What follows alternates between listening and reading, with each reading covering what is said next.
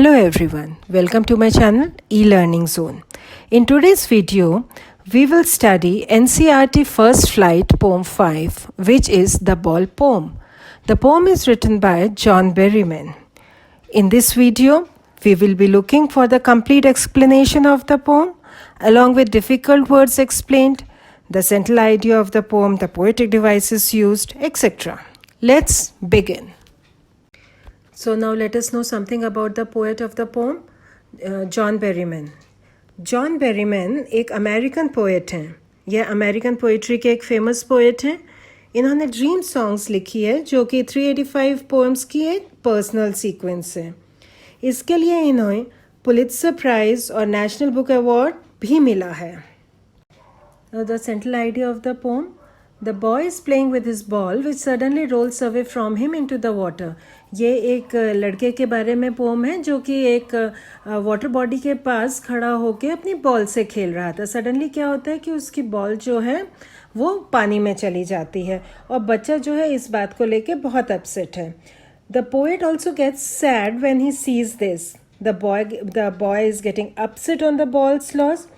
पर फिर पोएट बोलता है कि बच्चे को इस लॉस के बारे में समझना चाहिए. And the boy should realise that the loss is a part of everyday life. अब यहाँ पे पोएट क्या कर रहा है? पोएट जो है बॉल को कंपेयर कर रहा है अपनी चाइल्डहुड से, बच्चे के चाइल्डहुड से, और वो कह रहा है कि इस तरह की चीज़ों से हमें सीखना चाहिए, इस तरह की चीज़ें हमें सिखाती हैं, इस तरह की चीज़ें हमें बड़ा होना सिखाती हैं.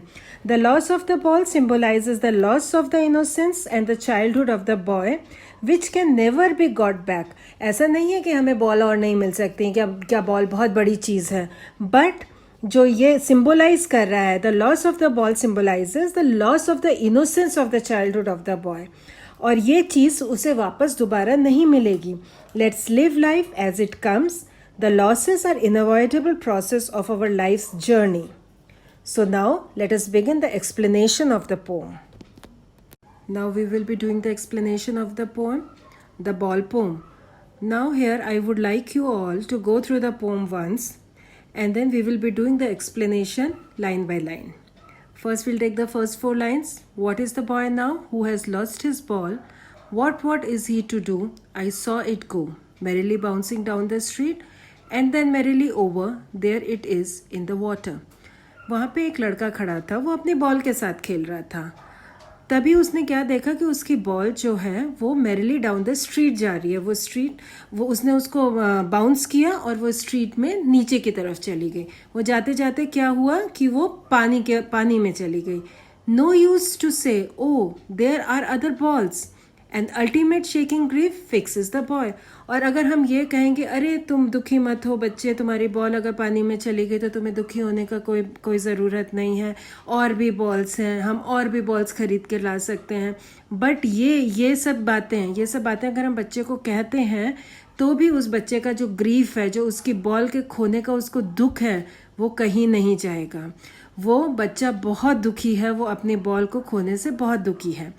As he stands rigid, trampling, staring down. और वो जो है वो खड़ा है वहाँ पे, वो देख रहा है अपनी बॉल को पानी में जाते हुए. वो बहुत ज़्यादा ट्रैम्पल कर रहा है, वो बहुत ज़्यादा शेक कर रहा है, डरा हुआ सा है वो. और वो ये देख के बहुत ज़्यादा दुखी है कि उसकी बॉल जो है पानी में चली गई. All his young days into the harbor where his ball went, I would not intrude on him. और वो बहुत दिनों तक जो उसके यंग डेज थे, उसके बचपन के जो दिन थे, उन दिनों में वो हार्बर पे जाके अपनी बॉल को ढूंढेगा, वो अपनी बॉल के बारे में सोचेगा, उस पानी की बॉडी के पास जाके वो अपनी बॉल के बारे में सोचेगा. I would not intrude on him. A dime another ball is worthless. भले ही बॉल की कीमत बहुत कम है, एक छोटे से बहुत ही कम पैसों में वो बॉल आ जाएगी, बट उसके लिए दूसरी बॉल जो है वो वर्थलेस है. उस बॉल की उसके लिए कोई वैल्यू नहीं है. भले ही हम उसको एक नई बॉल ला के दे दें, उस नई बॉल की कोई वैल्यू नहीं है उसके लिए. Now he senses first responsibility in a world of position. अब उस बच्चे को पता चला है कि रिस्पॉन्सिबिलिटी क्या होती है, रियल वर्ड क्या होता है. In a world of positions people will take balls will be lost away little boy. और वो क्या कह रहा है कि लोग जो हैं, पोएट कह रहा है कि लोग जो हैं ये सब आपके साथ बार बार करेंगे. यहाँ पे बॉल्स पर्सोनिफाई करती हैं छोटे लड़के के यंग डेज, और उसकी हैप्पीनेस को। और वो कह रहा है, पोएट कह रहा है कि लोग जो हैं वो बार बार आके आपसे आपकी हैप्पीनेस को छीन लेंगे। People will take balls will be lost of a little boy, and no one buys a ball back. Money is external. He is learning well behind his desperate eyes the epistemology of loss, how to stand up knowing what every man must one day know, and most know many days how to stand up. In lines में poet क्या बोल रहा है, पर इस word में लोग आपकी बॉल छीन लेंगे, लोग छोटे लड़के की इनोसेंस, उसकी हैप्पीनेस, उसके यंग डेज सब कुछ छीन लेंगे। तो ये बहुत एक आम सी बात है। लोग बाग जो हैं वो आपको जो चीज़ पसंद है, आपका जो भी प्राइज पोजीशन है वो आपसे ले लेंगे। इस पोएम में यह बताया गया है कि पूरी लाइफ हमसे वह छीनता छूटता चला जाता है जो हमें अच्छा लगता है। हमको वही चीज़ करनी पड़ती है जो हमें अच्छी नहीं लगती। पर हमको तो सरवाइव करना है, आपको सरवाइव करना है, पर आपको सरवाइव कैसे करना होगा? आपको उठकर खड़ा होना है और आगे बढ़ना है। हमको जो नहीं मिलता उसे पकड़कर उसके लिए हमें दुखी नहीं होना चाहिए, हमें आगे ही आगे बढ़ते रहना चाहिए। तो यहाँ पे क्या है, बॉल को बच्चे की इनोसेंस, उसकी खुशी से पोएट ने पर्सोनिफाई किया है।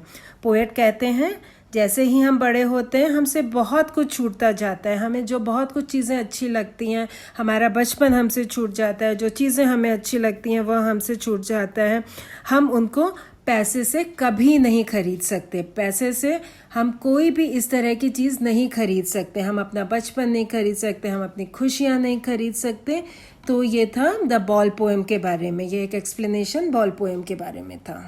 अब इस स्लाइड में मैंने आपको डिफ़िकल्ट वर्ड्स की इजी मीनिंग दी हुई हैं। You just go through these word meanings, it would help you to understand the poem much better. If you have any doubt, pause the video and just go back to the previous slides and make your doubts clear. Then also, if there are any doubts, you can just send a comment below. I'll definitely answer it. The rhyming scheme, as there is no rhyming scheme for the poem is written in a free verse.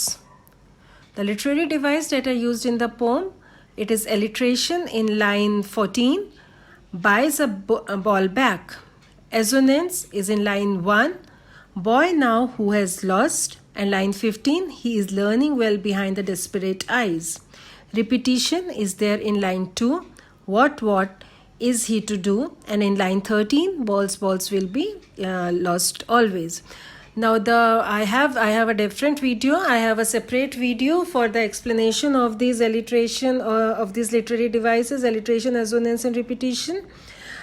If you have any doubt, you can refer to any of the videos, any of my previous videos. Now for the conclusion of the poem tells us that as we grow, we learn what loss is all about, and we eventually learn how to live with our loss. And this is how we all grow up into mature adults. This is the way of life, and everyone has to take this up. Thank you everyone for watching my video. The PowerPoint can be referred as notes and are present in the description box below. If you have any queries, you can comment in the box down below. More videos will be out soon. Till then, happy learning. Bye bye.